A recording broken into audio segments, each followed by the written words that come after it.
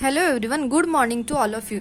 आज हम हमारा जो डिसीज़ का टॉपिक चल रहा है कि जैसे हमने वायरल डिसीज़ देखे, अभी बैक्टीरियल डिसीज़ देखे, तो इसमें क्या करते हैं ना, हम एक जो करंट में बहुत ज़्यादा एक वायरल डिसीज़ हुआ है कैटल और बफेलो को, वो हम देखते हैं, उसके बारे में देखते हैं वो कैसे होता है, क्या होता है, क्यों होता है, ये सब चीज़ें देखेंगे। और वैसे हमारी कंट्री में उसने बहुत ज़्यादा प्रॉब्लम क्रिएट कर रहा है। बहुत सारे स्टेट है, बहुत सारे स्टेट में उसका बहुत सारा इन्फेक्शन हुआ है। जैसे कि महाराष्ट्र में तो अभी तक तो कंट्रोल में आ गया है, वैक्सीनेशन हो गई है, बट फिर भी हम देख लेते हैं कि ये क्या है, क्योंकि इसकी एग्जाम में आना बहुत ज़्यादा क्या है, पॉसिबिलिटी है लंपी स्किन डिसीज़ के। आई होप, मेरे को तो ऐसा लगता है कि इस पे एक ना एक क्वेश्चन रहने ही वाला है। इसलिए मैंने ये ना, जो हमारा आर्टिकल आया है, इंडियन एक्सप्रेस का जो आर्टिकल आया है, उसमें जो इन्फॉर्मेशन दी है कि कैसे होता है और मोदी जी ने उस पर क्या क्या उपाय योजना की है, ये सब चीज़ें के बारे में पढ़ के मैंने इस नोट्स को बनाया है ताकि आपको भी हेल्पफुल हो। और मैंने खुद उसमें से बहुत कुछ पढ़ा है, ठीक है, बहुत कुछ सीखी हो। तो आई होप आपको भी ये समझ में आए जो हम सीखेंगे आज।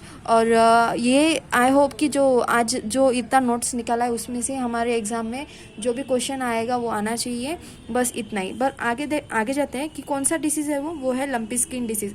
लंपी स्किन डिसीज़ मतलब क्या कि एनिमल है और एनिमल के बॉडी पे ऐसे नोडल्स आते हैं, अंदर से, बॉडी से अंदर से वो स्किन में बड़े बड़े नोडल्स आते हैं, गोल गोल नोडल्स आते हैं, राउंड शेप के वो आते हैं, ठीक है। इसको बोलते हैं लंपी स्किन डिसीज। अभी ये इंडिया में बहुत सारे स्टेट में हुआ है। उसके साथ साथ हम उसका नॉर्मल से जो होता है कि कॉजल ऑर्गेनिज्म क्या, स्प्रेड कैसे होता है, जीनस क्या होती है, फैमिली क्या होती है, पता चला कि सब किसी के बारे में कुछ भी नहीं पता, पूछा है और ये हल्के से 2-4 सवालों में से पूछा है, ठीक है। तो हम ये वाला पढ़ लेते हैं, ठीक है। इसमें है ना वायरस, तो कॉजल ऑर्गेनिज्म तो लर्न करने की जरूरत नहीं, क्योंकि लंपी स्किन डिसीज वायरस, यही उसका क्या है, लंपी स्किन डिसीज वायरस, यही कॉजल ऑर्गेनिज्म है। जीनस क्या है, कैप्रापॉक्स वायरस, कैप्री पॉक्स वायरस। अभी कैप्रा हिरकस हमारे गोट का नाम था, मतलब ये जीनस उनसे ही रिलेटेड होगा, तो हमको कैप्रा हिरकस से कैप्री पॉक्स वायरस ये हमको याद रखना है। आप इसको 2-4 बार पढ़ लोगे ना, अगर ऑप्शन में ये दिखा तो आप फट से उसको याद कर लोगे और आपको फट से क्या हो जाएगा, रियलाइज हो जाएगा, रिमेंबर होगा कि यही है उसका, ठीक है। कि फिर आएगी फैमिली, ये वाला पॉक्स विरिडी, ऐसे करके।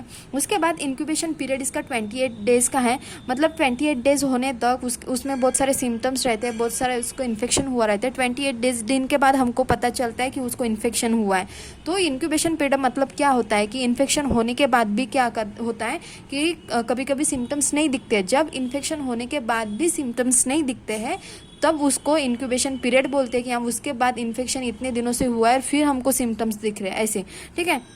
तो 28 डेज के बाद इन्फेक्शन दिखता है। अगर बहुत ज़्यादा हमने बहुत ऑब्जर्व किया तो बहुत कम से कम टाइम 6 से 9 दिन में हमको क्या इन्फेक्शन दिखेगा, वो भी क्लिनिकल साइंस है, ठीक है।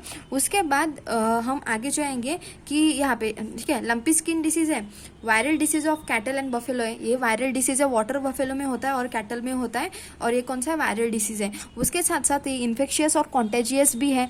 अभी देखो कि ये स्प्रेड कैसे होता है। स्प्रेड होता है ब्लड फीडिंग जो इंसेक्ट रहते हैं, जैसे कि मॉस्किटो, बाइटिंग फ्लाइज नहीं, नॉर्मल फ्लाइज नहीं। अगर ऑप्शन में आएगी फ्लाइज, बाइटिंग फ्लाइज, मॉस्किटो, अगर ऐसा है कि, ठीक है ना, फ्लाइज नहीं, बाइटिंग फ्लाइज वाली, फ्लाइज एक नॉर्मल भी होती है और एक बाइटिंग वाली भी होती है, ठीक है। उसमें आता है कौन से स्पीसीज है, बाइटिंग फ्लाइज है, मॉस्किटो है और टिक्स है। ये टिक्स तो हमको पता है, मॉस्किटो ये याद रखना है कि ये बाइटिंग फ्लाइज है। इन सब चीज़ों की वजह से क्या होता है, स्प्रेड होता है, और वो ब्लड फीडिंग जो इंसेक्ट होते हैं उनकी वजह से होता है। और ब्लड फीडिंग इंसेक्ट में कौन से आते हैं, उनमें आते हैं फ्लाइज आती है, मॉस्किटो आती है और टिक्स आते हैं, ठीक है, ये याद रखना है। उसके बाद एंडेमिक है, मतलब एंडेमिक मतलब क्या। अभी देखो कोरोना क्या था, पैंडेमिक था, मतलब ये ऑल ओवर वर्ल्ड में था, ऑल ओवर वर्ल्ड में इसका इन्फेक्शन हुआ था, ऑल ओवर वर्ल्ड में। एंडेमिक मतलब एक पर्टिकुलर रीजन में कुछ टाइम तक है ना, एक इन्फेक्शन आना, वायरल इन्फेक्शन आना, कुछ भी रोग आना, मतलब क्या होता है वो एंडेमिक, मतलब कुछ टाइम तक, कुछ सीजन तक ही रहता है, ऐसा, ठीक है।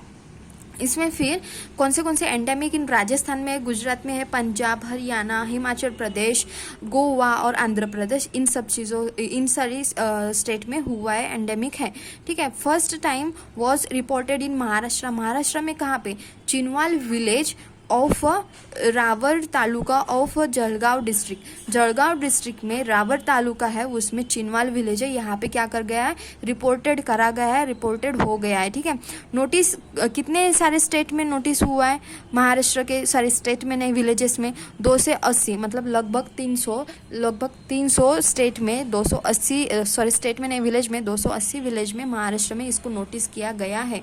अभी देखो लॉस कितने एनिमल्स हमने लॉस किए, ठीक है, कितने एनिमल्स हमने लॉस किया है। तो अभी तक हमने 9 सितंबर तक, आज कितनी है, 17 सितंबर है, आज कितनी है, 17 सितंबर है, तो 9 सितंबर तक 70,181 टोटल डाइड हो गए एनिमल इस चीज़ की वजह से, लंपी स्किन डिसीज़ की वजह से। राजस्थान में 45,000 के आसपास, पंजाब में 17,000 के आसपास, गुजरात में 5,500 के आसपास या 5,300 के आसपास, और हरियाणा में 2,000 के लगभग आसपास हरियाणा में क्या एनिमल्स क्या हो गए, डेथ हो गई है उनकी। याद रखना है, ये तो लगता नहीं कि ऐसे नंबर पूछेंगे, क्योंकि ये डे बाय डे बढ़ने वाले हैं। आज जैसे कि ये 9 सितंबर तक रिपोर्ट हुए, आज 17 तारीख है, आज कुछ अलग रिकॉर्ड होगा, कम हुए, ज़्यादा हुए, वैक्सीनेशन दिया तो कम हुए, या आगे नहीं बढ़ रहा है, ऐसा कुछ। तो आई डोंट थिंक सो कि ये बढ़ेगा ऐसे, मतलब ये इसमें से कोई पूछेगा, ये पूछ सकता है कि फर्स्ट टाइम कहाँ आया ये वाला। ठीक है, अभी देखो आगे जाते हैं कि स्टेट एनिमल हस्बेंड्री कमिश्नर जो है, कौन से है, स्टेट एनिमल हस्बेंड्री कमिश्नर होते हैं सचिंद्र प्रताप सिंह जो है, इन्होंने क्या किया है, 1 करोड़ पर district will be made available from district planning commission for the procurement of vaccine and medicine. Vaccine and medicine के लिए पर डिस्ट्रिक्ट 1 करोड़ क्या किए जाएंगे, अवेलेबल किए जाएंगे, थ्रू किसके थ्रू, और किसके यहाँ से, डिस्ट्रिक्ट प्लानिंग कमीशन के हिसाब से ऐसे इसमें दिया गया है। उसके बाद 10 लाख वैक्सीन रिसीव की गई है, कितनी, 10 लाख, उनमें से 1.25 लाख वैक्सीन क्या की है, डिस्ट्रीब्यूट की गई है। 10 लाख रिसीव की गई है और 1.25 लाख वैक्सीन क्या की गई है, डिस्ट्रीब्यूट की गई है। उसके बाद हम देखेंगे कि जैसे कि उन्होंने बताया, जो हमारे सिंह जी हैं, कौन, commissioner state animal husbandry commissioner जो हमारे सचिंद्र प्रताप सिंह जो हैं, उन्होंने बताया कि फार्मर्स को बताया कि तुम लोग पैनिक मत हो, डरने की बात नहीं है, पैनिक मत हो, ये वायरल इन्फेक्शन है और इसमें मॉर्टेलिटी रेट बहुत कम है। मॉर्टेलिटी रेट कैसा है, लो है। मॉर्टेलिटी रेट मतलब डेथ की संख्या, मतलब अगर 100 एनिमल को हुआ है तो उसमें से कितने मर रहे हैं, कितने एनिमल्स की डेथ हो रही है, उसको बोलते हैं मॉर्टेलिटी रेट। तो मॉर्टेलिटी रेट बहुत ज़्यादा कम है। अगर हम हमको फाइंड हुआ है, हमको पता चला है कि इस एनिमल को लंपी डिसीज़ हुआ है, तो कुछ ऐसे दवाइयाँ हैं, कुछ ऐसे वैक्सीन है और कुछ ऐसे हम केयर करेंगे कि उसके बाद वो रेगुलेट हो जाएगा। ऐसा बोला है कि all necessary medicine required for LSD treatment protocol are available with government veterinary disciplinaries taluka mini veterinary polyclinic. मतलब यहाँ पे वो जो अगर ऑल नेसेसरी जो लंपी डिसीज़ हुआ है तो उसके लिए जो नेसेसरी मेडिसिन है ना, तो वो इस जगह पे मिलेगी, तालुका मिनी वेटरनरी पॉलीक्लिनिक्स पे भी मिलेगी और गवर्नमेंट वेटरनरी डिसिप्लिनरीज यहाँ पे भी मिलेगी। ठीक है, उसके साथ साथ अवेयरनेस कैसे करेंगे, अगर ये हुआ है तो बहुत ज़्यादा, अभी तो सबसे ज़्यादा वास्ट, मतलब फट से बहुत जल्दी तेज़ी से स्प्रेड होने वाली कौन सी भी चीज़ अवेयरनेस के हिसाब से, तो वो है हमारी सोशल मीडिया प्लेटफॉर्म। यहाँ से बहुत ही जल्दी क्या हो जाता है, हमारा अवेयरनेस क्रिएट हो जाती है और जो स्प्रेड हो जाती है किसी भी चीज़ के लिए। ठीक है, उसके बाद Singh said farmers no need to panic, बोला है उन्होंने, क्योंकि मॉर्टेलिटी रेट कैसा है, लो है। अगर आपको कुछ ऐसा लग रहा है, आपको ऐसे मिल गया है कि आपके एनिमल को हुआ है, तो आप क्या करो, डायरेक्ट कांटेक्ट करो टोल फ्री नंबर पे, कौन सा, स्टेट लेवल वाली, और जो है एनिमल हस्बेंड्री डिपार्टमेंट के है, ये जो टोल नंबर है, इनको क्या करो, आप टोल फ्री कॉल करो, ताकि आप अपनी सिचुएशन, आपको कैसा है, आपकी स्टेज क्या है, आपको पता चले, या ज़्यादा है या कम, इसके वो क्या करेंगे, आपको सजेस्ट करेंगे कि क्या करना है। इसलिए आप पैनिक मत हो, आप ये वाली चीज़ें करो कि आप टोल फ्री कॉल करके आप पूछ लो। ऐसे इन दोनों चीज़ों का दिया है, एनिमल हस्बेंड्री डिपार्टमेंट और स्टेट लेवल कॉल सेंटर, इन दोनों का दिया है। उसके बाद हम क्या पढ़ेंगे कि जैसे कि हिस्ट्री, अभी एक हुआ था कि अभी एक फेडरेशन हुआ था, मतलब एक सबमिट हुई थी कि international dairy federation world dairy summit हुई थी। कब हुई थी? अभी कुछ दिनों पहले हुई थी। उसमें क्या हुआ है ना, इसकी पहले हम हिस्ट्री देखते हैं। International dairy federation world dairy summit है ना, ये कब हुआ था? 50 साल पहले हुआ था। 50 साल पहले हुआ था, मतलब 1974 में हुआ था।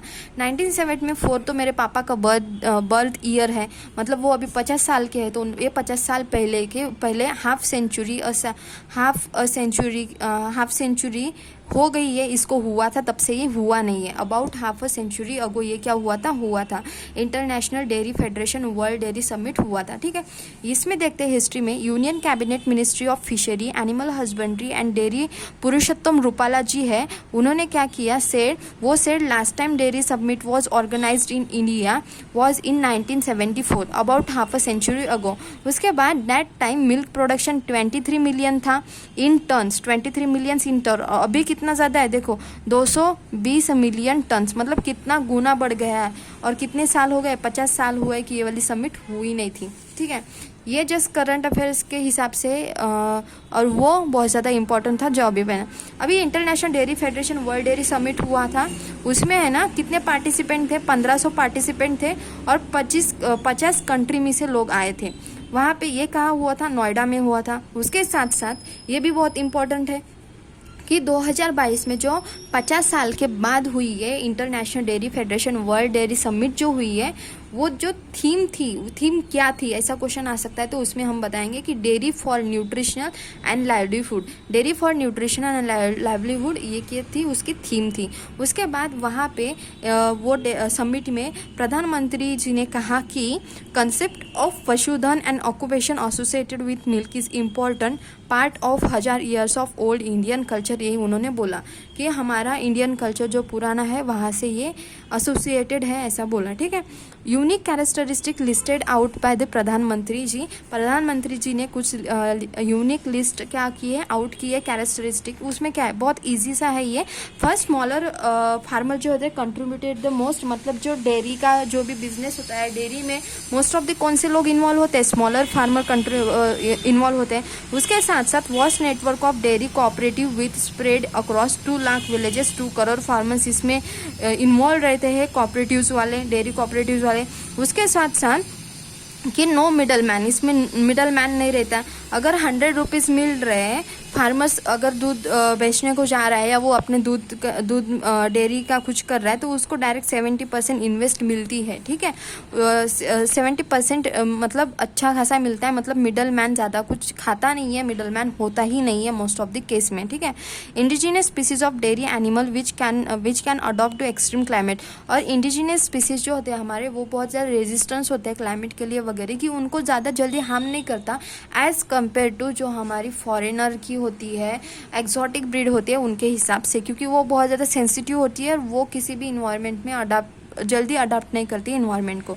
उन्होंने बोला है कि उसके साथ साथ उन्होंने हाईलाइट किया है कि हमारी जो डेयरी वाला जो सेक्टर होता है उसमें 70% वुमेन का कंट्रीब्यूशन है। वुमेन्स का कंट्रीब्यूशन है 70%, वर्क फोर्स जो होती है वो वुमेन ही होती है। और इसमें leader of India's dairy sector are women. Leader जो होती है डेयरी सेक्टर की, वो क्या होती है? वुमेन होती है, ये उन्होंने मेंशन किया।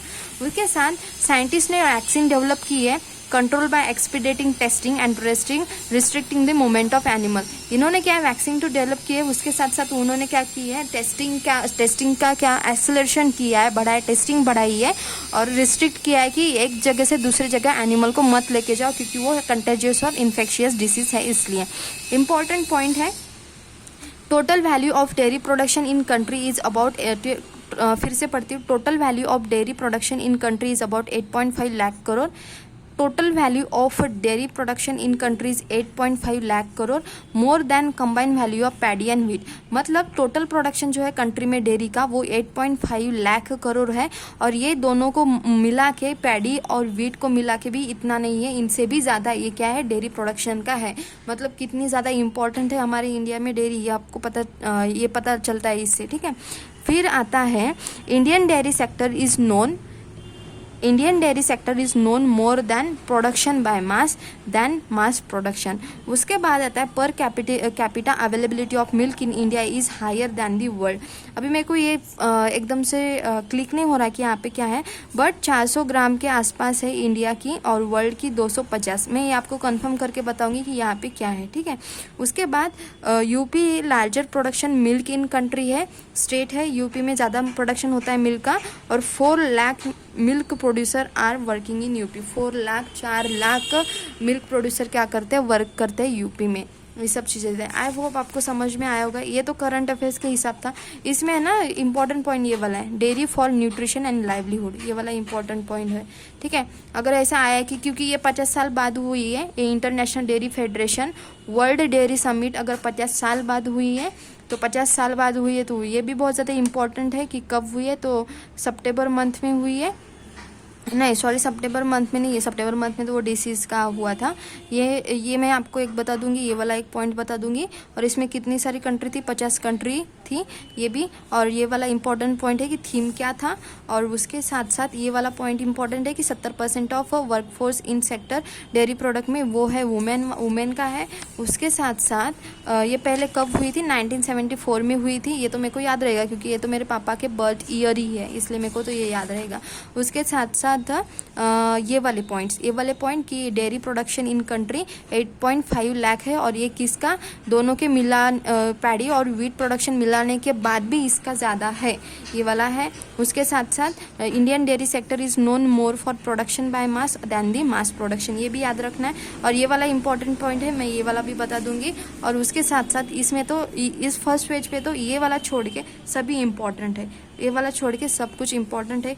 ये नहीं है, ये ज़्यादा नहीं है क्योंकि अभी तक 10 लाख वैक्सीन रिसीव की है, उसमें से 1.25 लाख वैक्सीन डिस्ट्रीब्यूट की है। मतलब ये वाला डाटा जो है ये डे बाय डे या हफ्ता एक महीना बाद क्या चेंज हो जाता है। तो ये वाला तो नहीं, ये वाला तो इतना इंपॉर्टेंट नहीं है, बट ये वायरल है, ये वाला याद रखना है। कॉजल ऑर्गेनिज्म स्प्रेड कैसे होता है, ब्लड फीडिंग इंसेक्ट होते हैं उनकी वजह से स्प्रेड होता है। इन्फेक्शियस कॉन्टेजियस होता है, spread by blood feeding insect such as certain species of biting flies mosquito और टिक्स, इनकी वजह से होता है। और याद रखना कि फर्स्ट टाइम महाराष्ट्र में आया था, Chinwal village of Ranwar taluka of Jalgaon district. I think ये भी इतना इम्पोर्टेंट नहीं है, ठीक है।